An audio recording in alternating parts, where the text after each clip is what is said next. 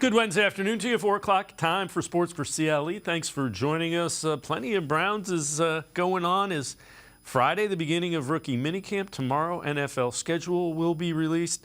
Tyler Johnson from the Faithful Dawgs podcast, Network 216, will join us a little bit later. We begin, though, by talking Browns. And when you look at the roster, Browns are at 90. You can have 90 people on the roster until the cut-down days, but they still could be doing some adjustments to that number of 90. Let's take a look at this tweet from Jack Duffin, Orange and Brown Report. Really 2 spots left for the Browns to focus in on. Defensive tackle 2, Matt Ioannidis. Running back 2/3, Justin Jackson.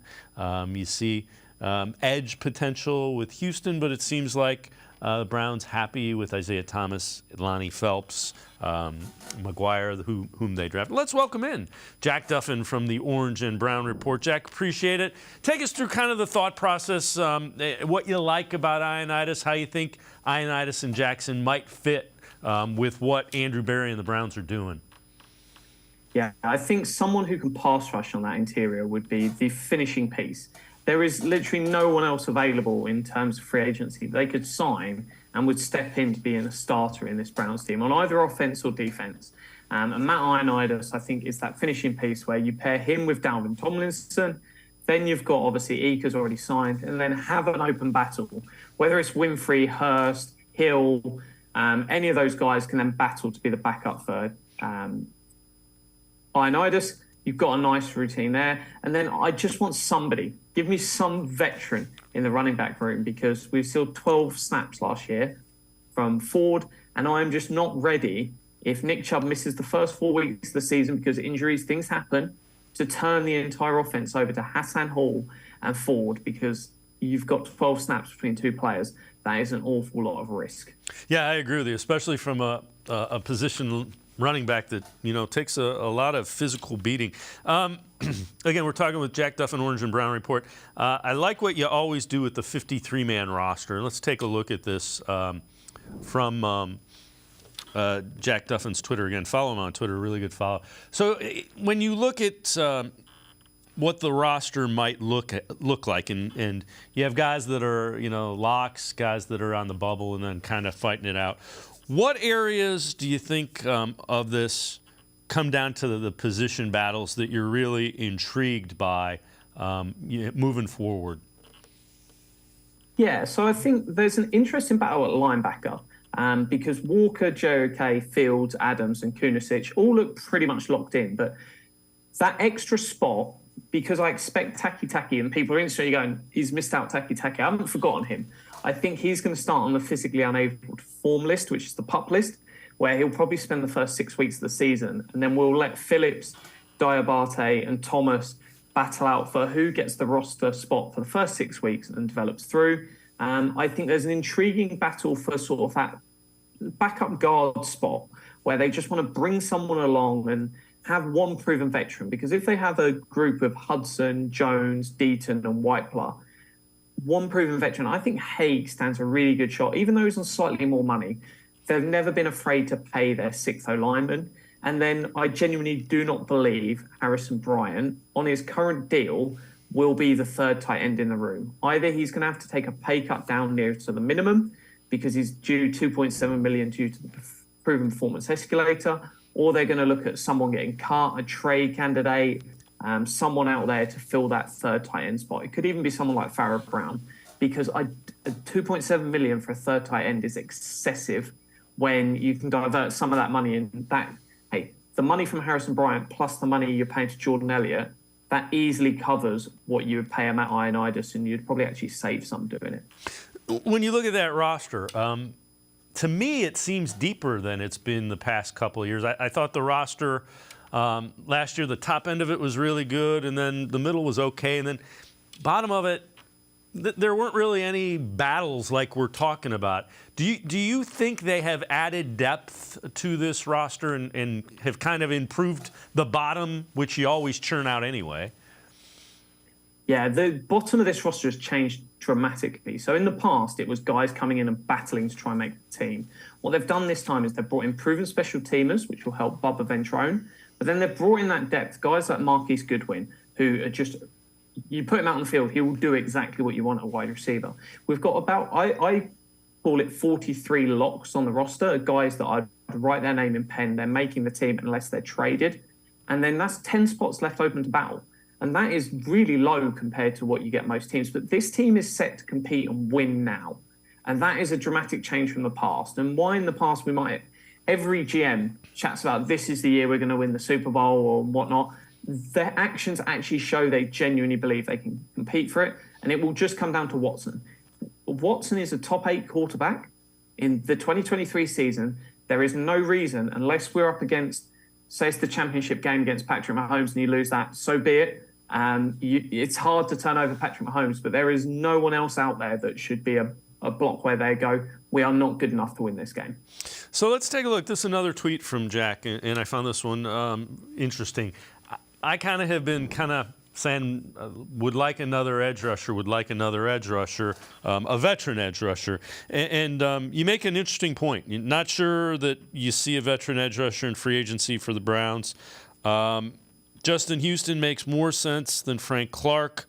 Would also mean that you would have to cut Isaiah Thomas or Lonnie Phelps just because of the numbers game. And again, a pretty good indication they like Phelps. They give him extra signing bonus to come on as an undrafted rookie free agent. We talked about him earlier in the week. I think he had a 5th-round grade by some people.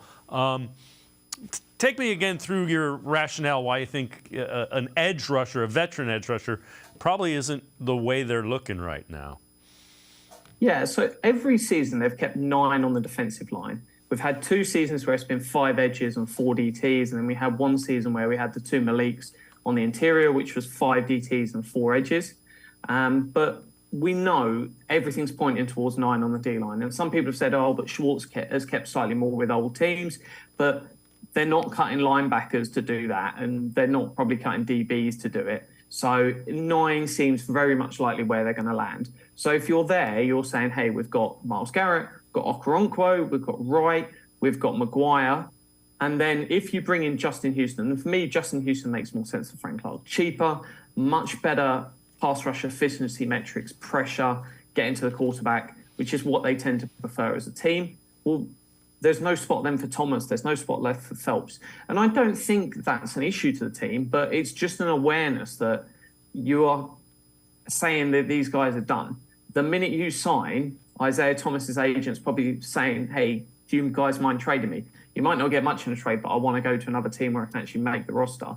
And you can't blame him and his agent for doing that because they're putting their player and their future before being the 6th edge. They're not going to keep 6 edges. You might get 6 edges on the final 53, but that won't be the week 1 roster. So if you're signing an edge, that's the end of that player. Unless it's injury cover, crazy stuff can happen. Maybe Okoronkwo ends up with season-ending injury and you're now in a better spot for having the extra player. But across the entire roster, we almost have an extra player at every single position all the way down, with the exception, I'd say, of running back. But every other spot, you've got like an extra guy that is worthy of being on an NFL team. And that's going to be really, really unique for the Browns. When we get to roster cut down at the end of camp, you're going to see a few guys traded probably, but you're going to see guys cut from the Browns and people go, I want this guy on the practice squad. They're going to get claimed on a 53 and probably play snaps. I'd say keep an eye on Demetric Felton to play for the 49ers this season. For me, just feels like his ideal home and scheme for the team he should be on. So as you go through that and say, there's a guy at every position, is that kind of what we're talking about as far as the depth of this roster and how good it has been relative to Browns rosters the past couple of years, which we thought were good? This is the best roster since the return, and I don't think it's even close. It is really, really deep across the entire board. And that's a real relief because you're going to get injuries in camp. And we've actually got the roster to deal with that. It's not which random UDFA that 99% of people have never heard of is going to make the team. We're talking about the roster. We're going to have people that well-liked, drafted relatively high in the past. They're not going to make the team. And that's perfectly fine. I'd much rather go into camp where we're talking about, right, we might know the starting 22 either side of the ball, but there is guys that are worthy of being on a 53 in the NFL that we're just going to get rid of and discard. but take the best players, and that's for Andrew Berry, Kevin Stefanski, Schwartz, to decide and look at who is the best players, and let's keep those guys. Jack Duffin from the Orange and Brown Report and I are going to step aside, take a quick timeout. Other side of the break, we'll hear what Rodney McLeod thinks of the Browns defense. Sports for CLE, we'll be right back. Stay with us. Come back to go forward. Back to learning new things. Back to pursuing your dreams. Tri-C has flexible learning options to fit your life. And every year, more than 1,000 local companies provide Tri-C students with real-world learning. The right education can boost your lifetime earning power by hundreds of thousands of dollars. Start now with a college education you can afford. Tri-C, where futures begin. The Ohio Lottery Partners in Education program recognizes role model students and teachers from across Ohio. Nominations can now be done completely online. To nominate a deserving teacher or student, go to ohiolottery.com. In the About section, find Partners in Education. There you will find links to the nomination forms. Students, kindergarten through 12th grade, can be academic all-stars. Teachers can be honored as a Teacher of the Month. The Ohio Lottery Partners in Education, where stars shine. The Greater Cleveland Sports Hall of Fame celebrates the star athletes and notable sports figures who were born or have made their home in Greater Cleveland. It tells the story of discipline, commitment, perseverance, sportsmanship, and excellence in achievement. It encourages and inspires those who believe in sport and its direct impact on the well-being of our community. Go to clevelandsportshall.com or follow us on Twitter at GCLE Sports HOF for more details.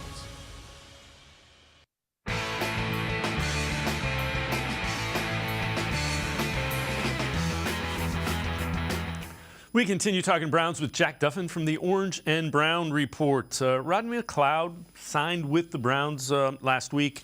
Safety has some history playing in Jim Schwartz's defense. McLeod on NFL Network's NFL All Access or Total Access, talking about the defense he's going to be playing and some of the players he's going to be teamed up with on the Browns. Up front, man, Myles Garrett.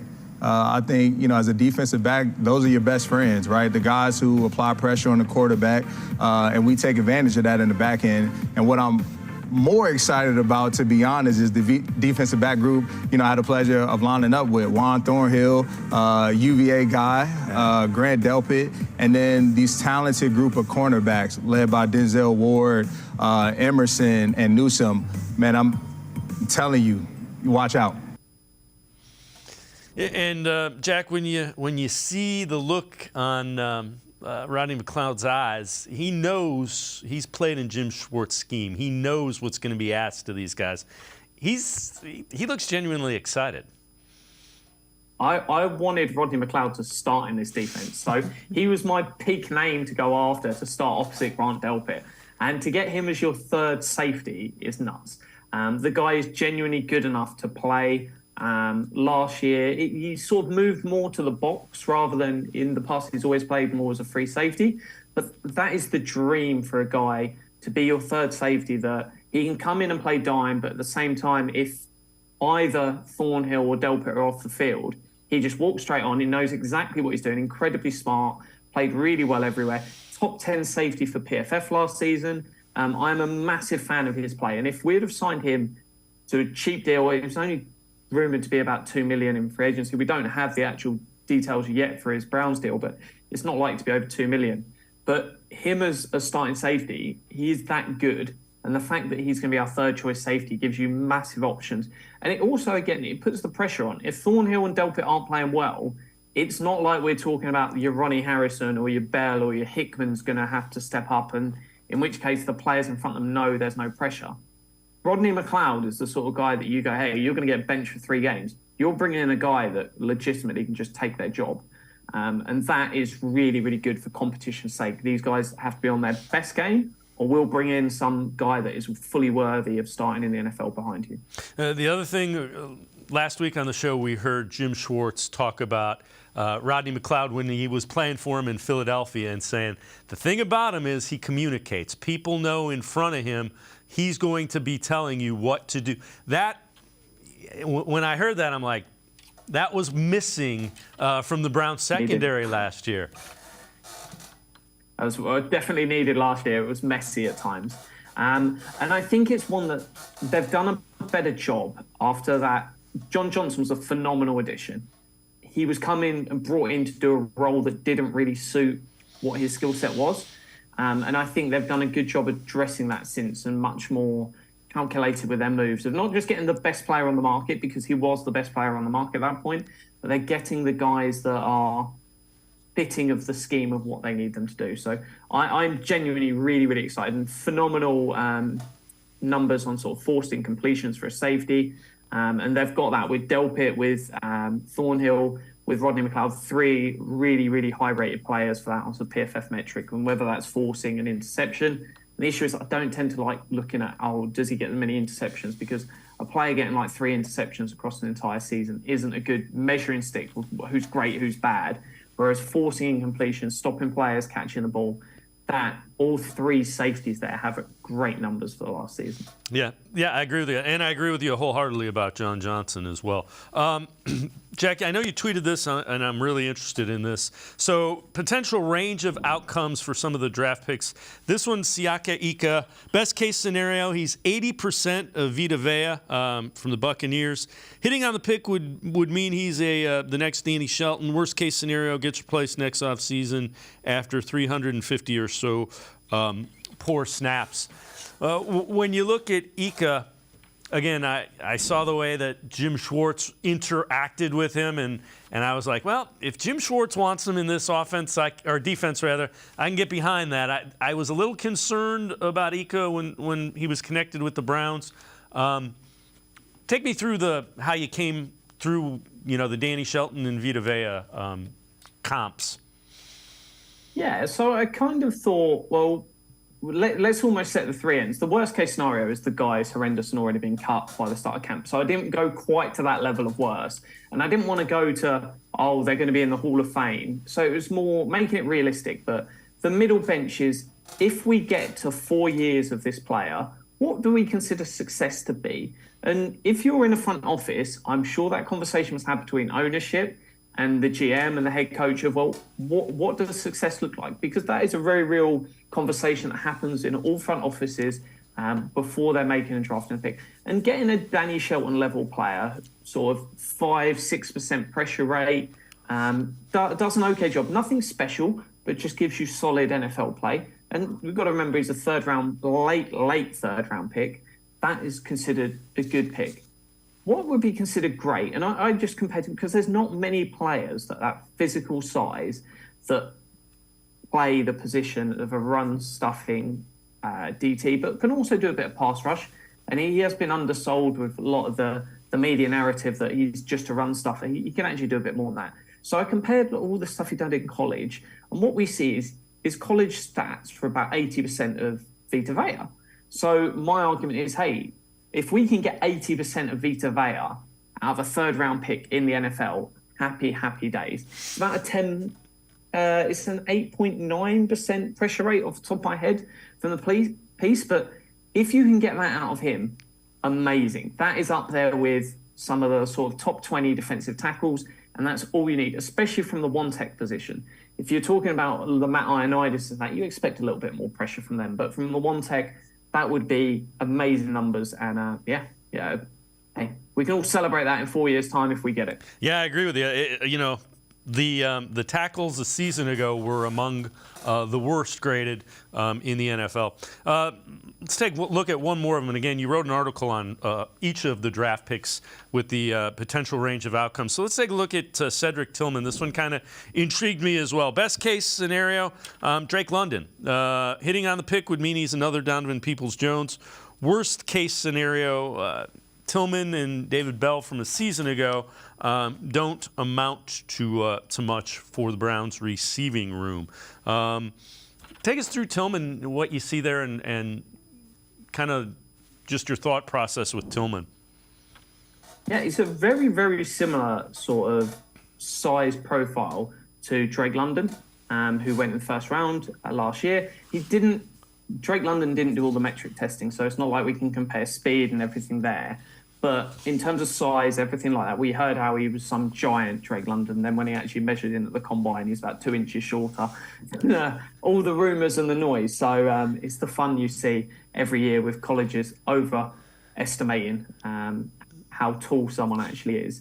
But that's one where I genuinely think Matt is sort of best case scenario. He's someone that is out there, jump ball specialist, really great red zone weapon, and he's going to compete for contested catches. So I think that's sort of the best case scenario. And the idea that everyone loves speed, but at the same time, if you look at some of the best wide receivers in the NFL, they don't have the speed you would assume.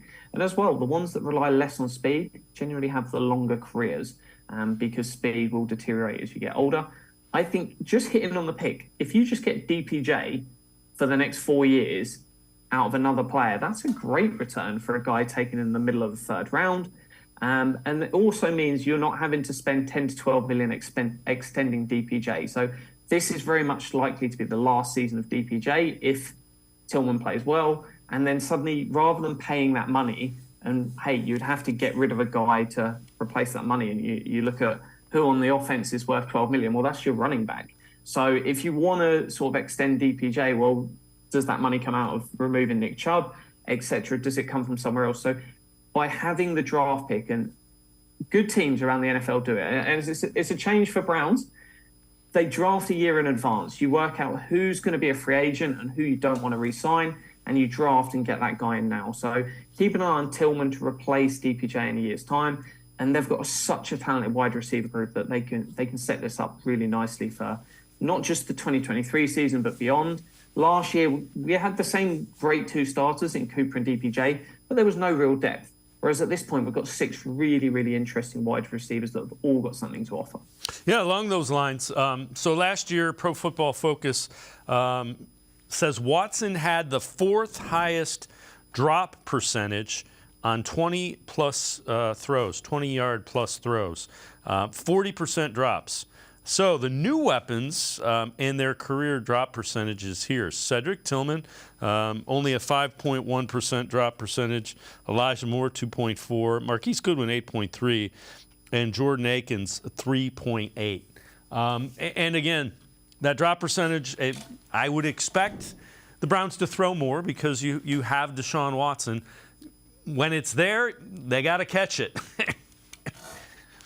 Yeah, I'm not too concerned about Goodwin's being much higher because just because of the role he plays, he's much more likely to be 20, 30 plus yards downfield, whereas someone like Akins is going to be a little bit closer to the line of scrimmage. So it is really important. You're going to see more there. And I think we saw some of what Watson was trying to do at the end of last season with the extending plays. And it's taking some time, I believe, just for the offensive line and the weapons to get used to what he wants to do. And in mid-season, you're not going to be able to spend a couple of weeks working on scramble plays and sort of extending plays and what happens there. That stuff will just come over time. So I expect to see a lot more success with that. It's going to be a little bit more work for our O-line, but the reward on the back end is going to be significant. Jack Duffin from the Orange and Brown Report and I are going to step aside, take one more time out, other side of the break. We will talk NFL quarterback contracts, including Deshaun Watson. Sports4CLE, be right back. Stay with us. The Ohio Lottery Partners in Education program recognizes role model students and teachers from across Ohio. Nominations can now be done completely online. To nominate a deserving teacher or student, go to OhioLottery.com. In the About section, find Partners in Education. There you will find links to the nomination forms. Students kindergarten through 12th grade can be academic all-stars. Teachers can be honored as a Teacher of the Month. The Ohio Lottery, Partners in Education, where stars shine.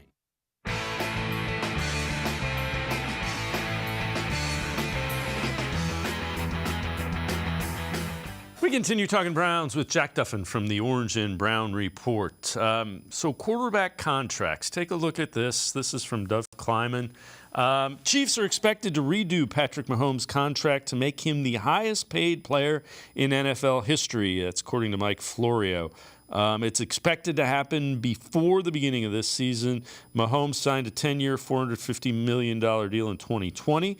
After other extensions around the league, he is now ranked 7th in average salary per year at $45 million. And Deshaun Watson's is $46 million. So let's take a look. Jack tweeted this out. So the Browns likely spending on quarterbacks in 2023, 2024, and 2025. And you see there, it's, $46 million for Watson. And if you take DTR and you can eliminate a couple million from that quarterback room spending. But Jack, the thing is, quarterback contracts, the money you're going to have to pay for a starting quarterback, it's not going down. It's going up. And Watson's deal is already not even in the top 5. Yeah, it was the minute Mahomes' deal was signed, it was farcical to have a contract that long without the escalators in it to really jump it up. Made no sense. And it'll be interesting to see what they work out. Will they just give him a lot more incentives for wins, for games, for Super Bowls, for everything into his deal, or will they actually raise the number? But any time a player signs a really long deal, it's usually not in the player's interest. So it's one where you're seeing smart moves. Tunsil, the left tackle in Houston, really smart move. He's just signing 3-year deals. So he's set the market, signed a 3-year deal, and he's set the market again. And that's the best way you can as a player, especially when you're playing a premium position and if you're playing at a high level, you're just going to keep hitting the market and getting loads more money. So the shorter the deals, Kirk Cousins has made absolute ton of money, despite he's not a top 10 quarterback, but he's just played the game really, really well. And not played the game of the business sense. He's played well as a quarterback, but the business sense, incredible acumen he's had there. But Watson's deal, I've got an article coming out on Friday talking about he's probably going to be extended, not after this season, after his 3rd season with the Browns, just 2 years left. I've always said as soon as the initial deal was signed, that's the point where they're going to put another deal on the back end, probably another 5 years. I think it will probably be at that stage. I think it was about 64 million I predicted in the piece. It could be 50. I'm trying to think where we're at. 56 million, I want to say, is what I predicted as the next deal. Another 5-year deal. Maybe the first 3 years fully guaranteed, and then the last 2 is like rolling guarantees, similar to Mahomes and Josh Allen. Yeah, 56 million. Top of my head, I've double checked that. But it's one that the prices just keep going up. You've signed that 3 years later, the price has gone from 46 million to 56 million. The next guy up will keep getting more money. You get nice tiers in every single position room other than quarterback. You've literally got to decide, are these an elite quarterback? Are they a rookie quarterback? Or have you got like a 1-year bridge in between, like your Jacoby Brissett's? And that's it. And it's been very, very bizarre. You don't... Any other market and anything else in life, you get different tiers of what you pay. You're going to get the Lamborghini, you're going to get the Ford, and you're going to get the really cheap banger car. Whereas this is like everything's up there or it's right at the bottom. This is also something that I thought was really interesting. So the Eagles running back room, and we know that's where Andrew Berry came from. He worked with Howie Roseman. Eagles replacement for Miles Sanders, DeAndre Swift, Rashad Penny will combine to make less than $3 million this year. Philadelphia is paying $10 million less than if they re-signed Sanders, 4 years, $25 million. And I agree with you. I think this is kind of the blueprint for Andrew Berry if you don't have a Nick Chubb. Yeah, so we've probably got 2 years left of Nick Chubb. And then once you get to that, he's much older, the wear and tear on the body, the play is going to decline. So who knows? He might take a much cheaper deal, but what usually happens is the team you're with, you move on from there, and then you get more, accept the pay cut on another team. But there is the plan you always want is if you can keep hitting on sort of 4th, 5th, 6th round picks in the draft, you set up a really nice running back room to continue. If not, there's always bodies out there. I think whoever gets potentially a Zeke Elliott, if Zeke signs for $2 million, he's going to be a great running back and great value for wherever he lands. And people look at it, they look too much at the player and not at the contract. You don't want Zeke Elliott at $16 million a year or whatever he was on in Dallas. But suddenly, if you get that guy at $2 million a year, and you only need him to play 20% of snaps rather than 70% of snaps, going to be a much more efficient and beneficial player. So it's one that you just want to build a room of lots of options. And the success and failure of the Browns in 2023 and beyond is going to come down to one player, and that's Deshaun Watson. Deshaun Watson's a top 8 quarterback. We're in the playoffs. If Deshaun Watson struggles, we're not in the playoffs. Andrew Berry's done a great job of building a team around him, but it's effectively all on one man's shoulders. And it's the joy and pain of the NFL. And for a long time, the Browns haven't had a quarterback. We've got one. It's now up to him whether he takes us to the promised land or not. So along those lines, before I let you go, so this is from Pro Football Focus, the NFL Power Rankings for the most improved team. So this is after the draft, and the Browns are now the 9th most improved team, up from 21st. You see the Jets at 6. But again, it's a power ranking, and it shows how high the Browns have moved up from 21 to 9 in the offseason. And that's kind of given some teeth from the analytics-driven Pro Football Focus into how much this roster has improved. Oh, if Deshaun Watson was playing at the level of Mahomes, Allen, Burrow, that would be number 1 or number 2. And I have no doubt on it. The only thing left to prove is, do we have the quarterback to take us to the next level? So the rest of this roster is absolutely loaded to a level that we've just never seen before in Cleveland. We only have to look over this season, so 2023, 2022, and 2021. The team has spent $100 million more across 3 seasons, just over $800 million, compared to the second team, which is now the Ravens after the massive extension to Lamar Jackson at about $720 million. And then most teams are sort of much, much lower. So we are spending significantly more, and we have more talent than other teams, but it's just going to come down to the quarterback. And if he plays well and gets back to how he was playing in Houston, anything is possible. And I would say you match everyone, with the exception of Patrick Mahomes. And hey, if that is the championship game and we lose and we just miss out on the Super Bowl and get in there because we lose to Patrick Mahomes in the AFC Championship game, so be it. I can accept that as the bar that we couldn't quite reach, because he is phenomenal. Jack Duffin, Orange and Brown Report, as always, really good stuff. Appreciate the time and the insight. Thanks very much, Jack. All the best. Jack Duffin, make sure you check him out. Always great stuff, Orange and Brown Report. Follow him on Twitter. Always really insightful stuff with the Browns and roster building. We're going to step aside, take a quick time out. We continue talking Browns. Tyler Johnson, Faithful Dogs Podcast Network 216, straight ahead. Stay with us.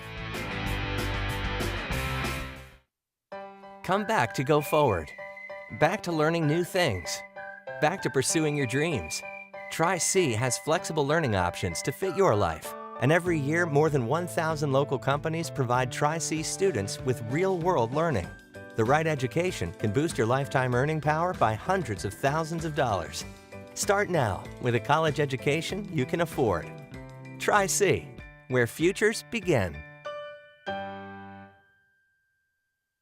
The Ohio Lottery Partners in Education program recognizes role model students and teachers from across Ohio. Nominations can now be done completely online. To nominate a deserving teacher or student, go to OhioLottery.com. In the About section, find Partners in Education. There you will find links to the nomination forms. Students kindergarten through 12th grade can be academic all-stars. Teachers can be honored as a Teacher of the Month. The Ohio Lottery Partners in Education, where stars shine. I am powerful beyond my wildest imagination. I will define my future.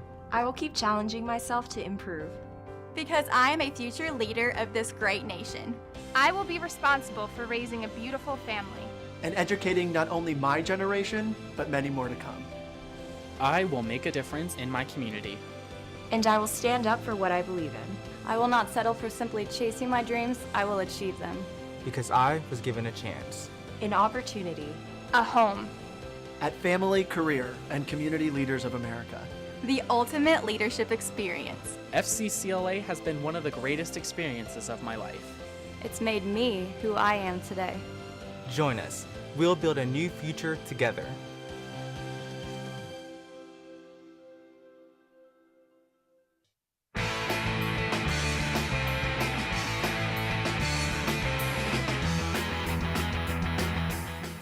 We continue talking Browns here on Sports for CLE. Last week, Browns signed Rodney McLeod, safety, who has played with Jim Schwartz. McLeod talked about that decision to join the Browns on the NFL Network's NFL Total Access. I would say this process went a little faster than what I've been accustomed to, I guess, the way things unfolded. But it was a quick 48 hours after I talked to, Andrew Berry and my agent and my family and made the decision to go to Cleveland. I'm happy I have a job this year, more importantly, but I'm excited to join this talented team, man. Talking about a great group of guys, Deshaun Watson at the forefront, Nick Chubb, running the ball, and Jim Schwartz, man, was a huge reason why I decided to go to Cleveland. Won a Super Bowl together in Philly. Yeah, we're looking to bring a lot of that success that we had in Philly over to Cleveland this year. And with that, let's welcome in Tyler Johnson from the Faithful Dogs podcast as well as Network 216. And Tyler, I know we both liked Rodney McLeod, and you hear Jim Schwartz was a big reason why he wanted to come here. Yeah, and that makes a lot of sense. I mean, he talked about that they won a Super Bowl together, so there's a lot of he's very familiar with the defensive scheme, which is perfect. When any team has learned a new defensive scheme, if you can bring in some former players, doesn't have to be a lot, but a guy that's familiar with that scheme, it's always going to benefit the other guys around him. I mean, if you look at Rodney McLeod as well, he is on the older side of things. He's going to be 33 this year, but he played over 1,000 snaps last year for the Colts and still had an 80.1 grade, which was the 7th highest out of all safeties. And that included 85.3 in coverage. And he played the most snaps he's ever played in his career. So I don't think the Browns are relying on him to play 1,000 snaps this year. And I think that'd be foolish to expect him to do that, especially given his age. But at the same time, you have a guy that you can rotate in and out. Jim Schwartz loves to run three safeties at the same time. So you're going to have McLeod, Juan Thornhill, and Grant Delpit on the field together. And Rodney McLeod is going to be that veteran voice on the defensive side of the ball. Yeah, he is new, but he's going to bring a leadership perspective to the defensive side of the ball. You have Myles Garrett, you have Denzel Ward, but having that guy that's been around the NFL for a while, Rodney McLeod, I do believe now is the oldest player on the defensive side of the ball. And I think he's going to be a great addition, not only to the defense, but to the locker room first and foremost. Yeah, and they've been looking for guys to assume those leadership roles. So let's see. It'll be interesting to see how that goes. Most underrated player on all of the 32 NFL teams. This is from Pro Football Focus.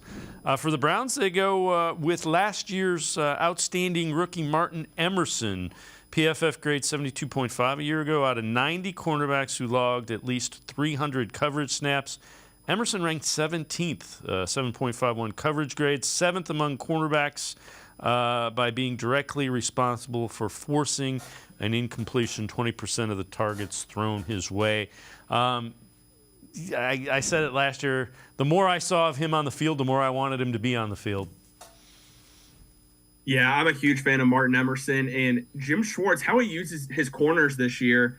Really curious to see how that's going to work out because Greg Newsome has made it known very often he is not playing in the slot. He also said that he believes that is because he was also used under Joe Woods as more of being a linebacker when he was close to the line of scrimmage like that. So maybe Newsome won't mind as much playing in the slot. But how is Jim Schwartz going to rotate Denzel Ward, Martin Emerson Jr., and Greg Newsome and get them all on the field at the same time to where they want to play? It's going to be awesome to see how that really battles out in training camp because, again, Martin Emerson, I was not expecting the type of rookie season that he had, and I love what they said there. He is, to me, the most underrated player on this defense, and I can't wait to see how he steps up his sophomore season under Jim Schwartz. But, again, Dave, how Jim Schwartz uses all these corners that now he has at his disposal, I can't wait to see how that works out. And you even have some other guys like Rodney McLeod, Juan Thornhill that can play in the slot too. So Jim Schwartz has all these now weapons on the defensive side of the ball at his disposal, and I can't wait how he uses them this season. All right, this one from the Bleacher Report. NFL free agent signings that they are waiting to happen in 2023 for The Browns, they say Yannick Ngakoue had 9.5 sacks, 27 quarterback pressures with the Colts last season before his campaign was cut short by throat surgery. Ngakoue is an irregular force against the run, but he'd be a terrific rotational complement opposite Garrett. So it'll be interesting to see. I would like another veteran edge, but you drafted McGuire. They seem to like Lonnie Phelps, so it gets into a numbers game, and you know, I imagine they're going to want to see what these guys look like in person before they do anything. Yeah, I don't see them signing a defensive end at least until maybe we get closer to training camp. After rookie minicamp, they can kind of see how these guys develop a little bit, maybe OTAs too. So it's going to be a little while. I don't know if Yannick Ngakoue wants to come in and be a rotational guy. He's only 28 years old. I will say, like, his overall PFF grade has really gone downhill the last couple of years. So I'm not sure how much the Browns would be pursuing him. I think, if anything, they'd look more, if they're looking for an edge, maybe at like a Justin Houston or a Melvin Ingram, someone that's a little bit older that'd probably be okay in a rotational role. Because like you said, you drafted Isaiah McGuire. You still have Alex Wright on the roster, who the Browns really like, and they knew that he needed some time to develop. Isaiah McGuire's probably going to need that, but they like Lonnie Phelps, the undrafted free agent that they signed out of Kansas. So I agree. I don't see them going for an edge, at least now. I think they're going to wait and see how these guys look in offseason workouts, maybe the beginning of training camp, because I don't see any of these veteran edges signing either. Because there's no reason for these guys to sign. Let them see what team possibly ends up wanting to fork over a little more cash to them, because Yannick Ngakoue was projected to get $12 million according to Pro Football Focus, and Frank Clark was around $10 million. So these guys have no reason to sign right now, especially for an under market price. And right now the Browns could wait. There's no reason to rush a signing. And if anything, I think they want to look to add a defensive tackle or potentially a running back. So along those lines, this is from Mike Clay from ESPN, edge rusher unit rankings. So number 1 is the Vikings, 2 is the Chargers, 3 the Cowboys, Steelers up at number 4. You see the Bills checking in at 9. Then near the middle of the pack, the Browns check in at number 14. And again, that's, middle of the pack.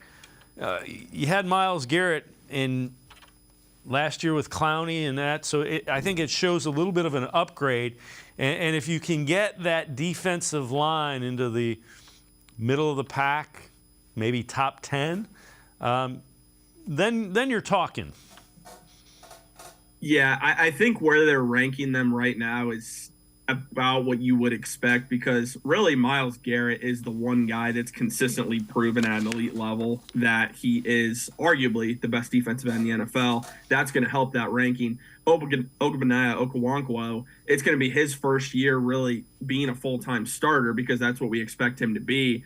So I think 14 is pretty reasonable. You also have a lot of unproven guys on the roster. Isaiah McGuire, who we just drafted out of Missouri. Alex Wright is still very unproven. Lonnie Phelps. So you do have, the reason the Browns are ranked where they are, it's just, I think there's just a lot of unknown right now. You know what you're getting in Okoronkwo, but again, it's his first year as a starter.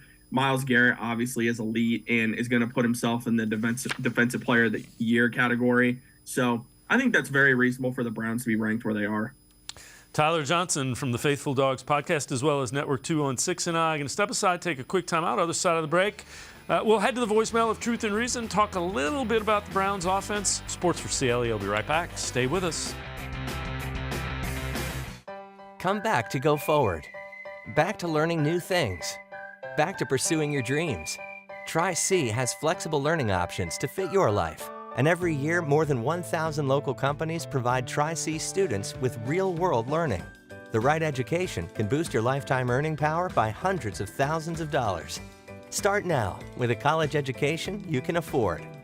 Tri-C, where futures begin.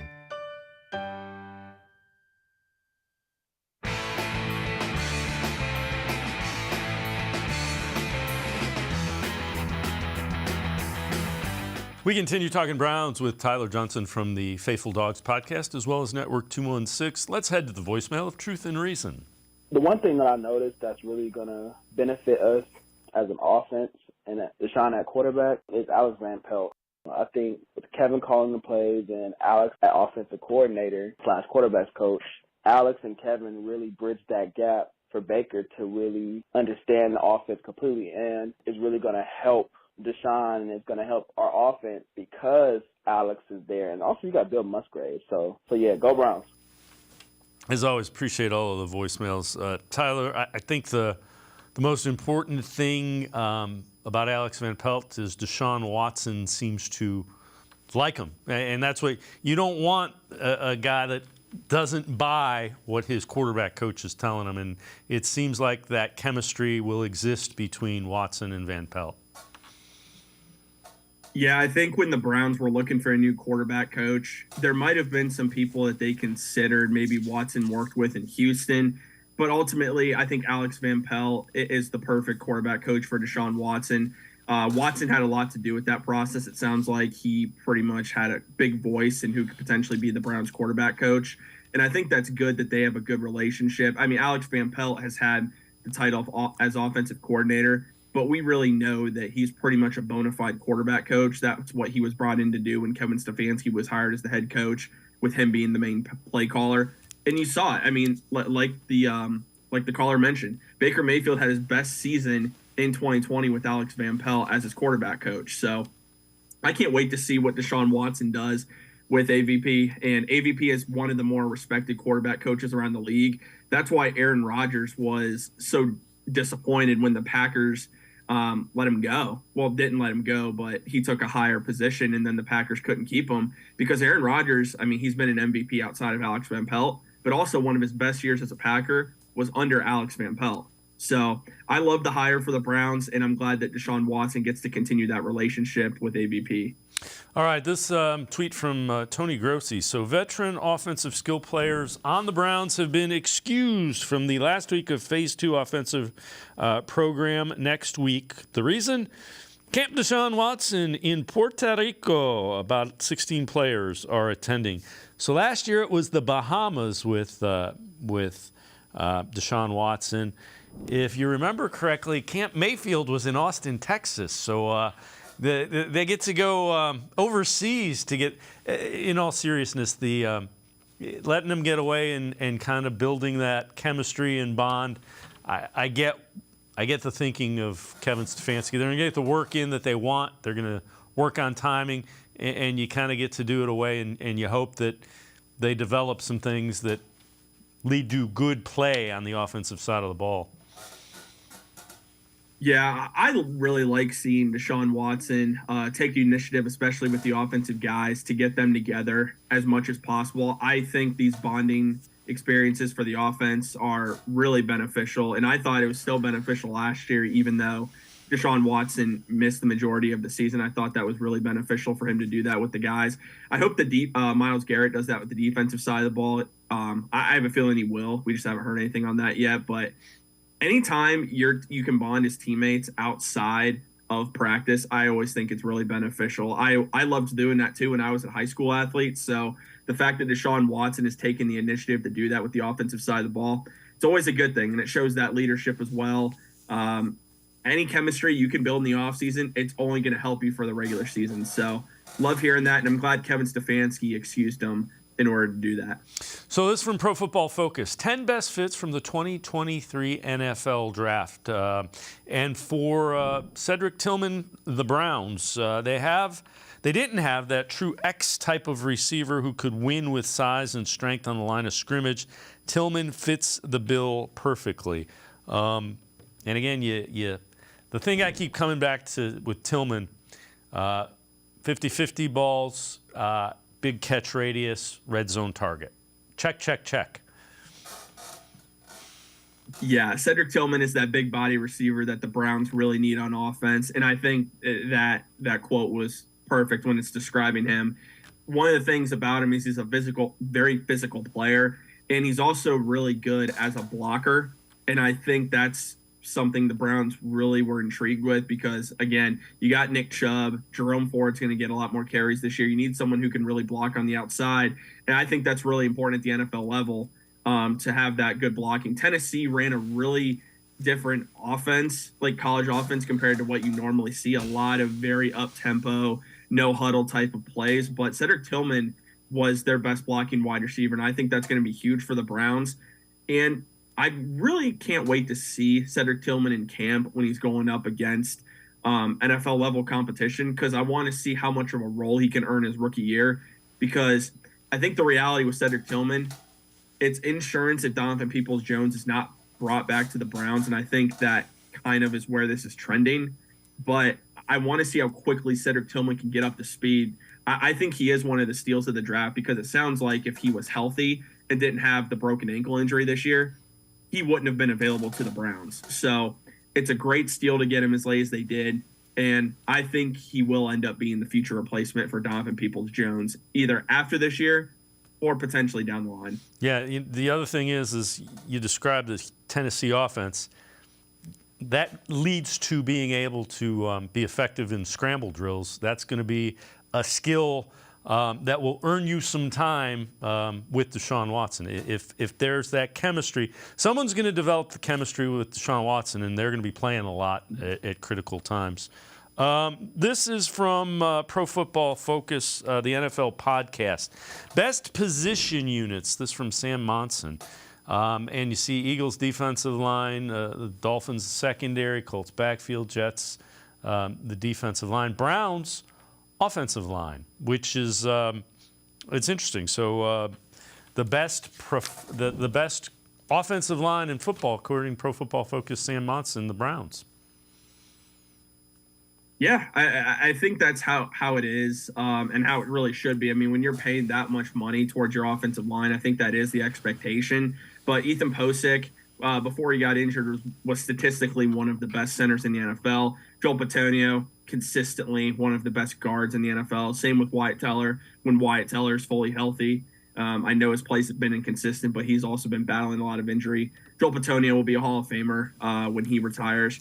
Jed Wills, obviously inconsistent, but still is an average left tackle. And then Jack Conklin. Jack Conklin had a Pro Bowl season with the Browns when he came over from the Titans.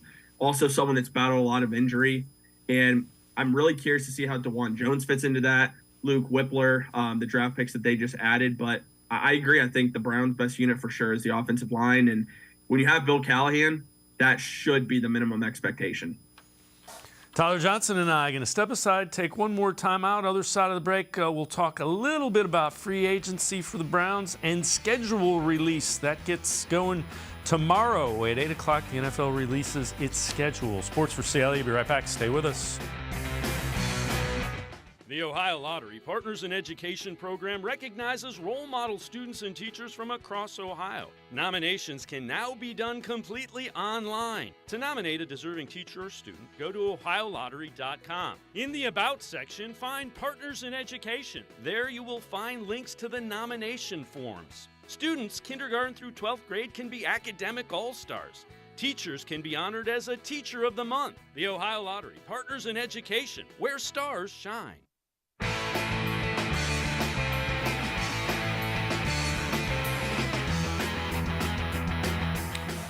We continue talking Browns with Tyler Johnson from the Faithful Dogs podcast, as well as Network 216. So, Tyler, you tweeted this out. Browns need to sign one more running back to complete the room. No better fit than J.D. McKissic, brings receiving back skill set, solid third down back to team on, and that is a team need on offense. I agree with you. They need a veteran. What happens if Nick Chubb gets banged up, can't go for 3 weeks, 4 weeks? I know Jerome Ford looked good, but I think he played 8 snaps, 12 snaps, something like that.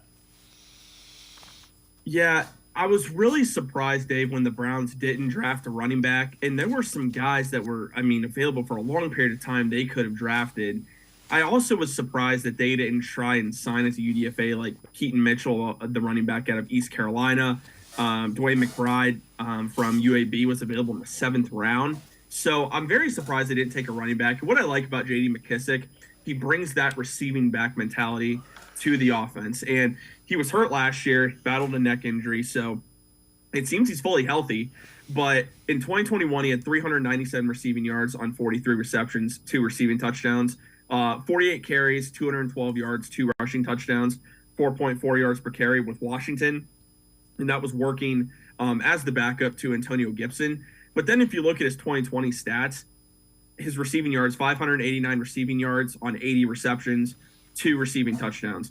I like what he can do as a pass catcher, and not only do I think you need another body to this running back room, nothing against John Kelly. I think John Kelly, though, is someone the Browns have shown they like keeping him on the practice squad. So I think that's what they want to do with him. Adding a guy like J.D. McKissic, that gives you that third down back. It's not that Nick Chubb isn't that guy, but again, Nick Chubb's starting to get older here, and he's going to be the main guy. Kareem Hunt's not here anymore to take away, I would say, almost half or 40% of the carries. Nick Chubb is going to get the majority of the carries this year, and having a guy like J.D. McKissic on offense on third downs would be huge for not only Nick Chubb, but for Deshaun Watson. J.D. McKissic is one of the better receiving backs in the NFL, and you could get him on a pretty cheap contract. To me, it just makes a lot of sense. I've seen Justin Jackson mentioned. I wouldn't be against that. I just think J.D. McKissic would be a better fit for what the Browns are looking for. All right, schedule release date tomorrow. We found out some of the New Year's Eve, the Christmas Eve, the international games today. Your thoughts on it? Usually, the NFL will tell you how good they think a team is going to be by how many primetime games they get. I got a gut feeling the Browns are going to get 2, maybe 3. Yeah, I think that's what I would say. I'm going to say they're going to get 3 total. I found it interesting. Adam Schefter tweeted out how much total travel teams are going to do this year. The Browns are going to they're doing the 9th least amount of traveling this year out of all NFL teams. I think it's a total of like nearly 15,000 miles around there. Seattle, I think, was number 1 at 31,000 miles. So the Browns aren't traveling as much compared to some other teams. I think that's going to work in their favor. They're also going to have a favorable schedule, and that happens when you finish where they did in the AFC North. So that works in their favor. To me, there is no excuse this year why the Browns should not be a playoff team. I'm not saying they're going to win the AFC North. I think that division is going to be a gauntlet, especially with Lamar Jackson coming back. We see what the Steelers have done on the defensive side of the ball, and they will always be tough as long as they have Mike Tomlin as their head coach. They're never a team to count out. Cincinnati still has Joe Burrow, Jamar Chase. They're going to be really tough teams. So as long as the Browns make the playoffs, that should be the expectation this year. Everyone wants to win the AFC North, and we're going to break down the schedule when it's released and talk about how many wins we should have. But that's a very early prediction. I think the minimum expectation for Browns fans, just make the playoffs. If we win the AFC North, great. But I think the first step is just making the playoffs. And once you do that in 2024, then you say the goal is to win the division. All right. There's a guy that we keep talking about, defensive tackle. We said we don't think they're going to necessarily add an edge. Do you think they add a defensive tackle? I do think they add a defensive tackle. I'm really not sure when that is. I mean, they could also wait on that. They're not in a rush to make any signings. The Rodney McLeod signing didn't, like we talked about last week, did not surprise me just because they needed a third safety. He has experience with Jim Schwartz. It checked all the boxes there. I do think they're going to add a defensive tackle. Al Woods went to the Jets, and I'm not really surprised by that once the Browns drafted Siaka Ika. So they had their one technique there. I love Matt Ioannidis. I bring him up all the time. He just makes so much sense for what the Browns look for. He can play inside out. He can be your 3 technique. He can be the guy next to Dalvin Tomlinson. And then you have a defensive line of Myles Garrett, Matt Ioannidis, Dalvin Tomlinson, Ogbanaya Okwankwo. To me, I think right there it's a very solid defensive line, a complete upgrade from what we had last season. And the longer this goes on, Matt Ioannidis was someone that was never going to command a lot of money in free agency, but you could potentially get him on a one-year, $4 million deal, potentially like a little bit more in guaranteed money. But he just makes so much sense for what the Browns are currently lacking and would come at, I think, a very favorable price for Andrew Berry. Tyler Johnson, as always, great stuff. Appreciate the time and the insight. Thanks very much, Tyler. Anytime, Dave. Thank you so much. Tyler Johnson, make sure you check him out, the Faithful Dogs podcast, as well as Network 216. That's going to do it for this edition of Sports for CLE. We will see you back here tomorrow at 4 o'clock. Have a great night, everybody. See you tomorrow at 4 on Sports4CLE.